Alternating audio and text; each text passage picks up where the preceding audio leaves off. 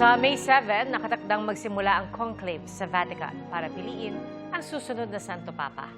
Isang araw matapos ihatid sa kanyang huling hantungan si Pope Francis, muli namang nagtipon ang libo-libong tao sa St. Peter's Square at karamihan po sa kanila mga kabataan. Ating saksihan. Mahaba ang pila ng mga turista sa Vatican Museums kung saan masisilayan ang iba't ibang obrang pinangangalaga ng Vatican sa mga nakaraang siglo. Pero may mga nanghihinayang dahil hindi sila makakapasok sa Sistine Chapel. Sarado na kasi ito bilang paghahanda sa conclave kung saan hihirangin ang susunod na Santo Papa.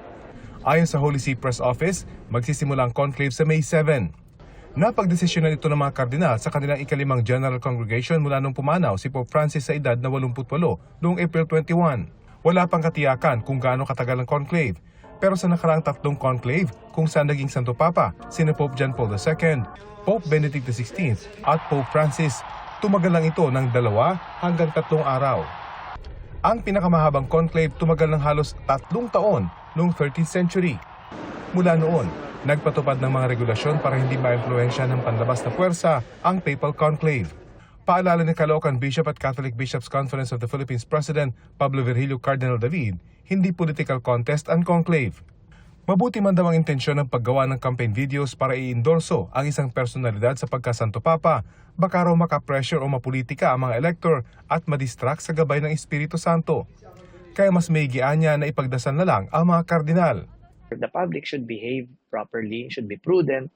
Kasi may mga pagkakataon din na alam mo yung ganyang mga pangangampanya, ganyang mga pagpo-post sa social media, yung very public ang kanilang mga pronouncements in support of a particular candidate, baka alam mo yun, magkaroon na ng backlash. Ano?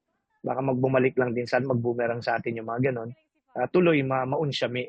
Ang kailangan naman natin dito talagang isaalang-alang ay yung desisyon ng cardinal electors. Bago ang pulo ng mga kardinal kanina, bumisita sila kahapon sa puntod ni Pope Francis sa Basilica of St. Mary Major para mag-alay ng dasal.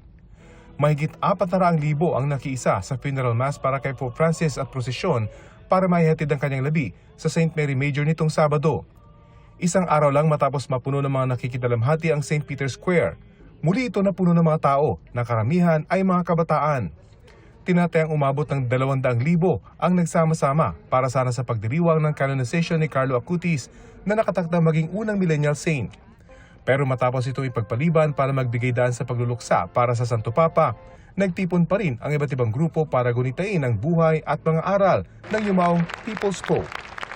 Para sa GMA Integrated News, ako si Rafi Tima, ang inyong saksi.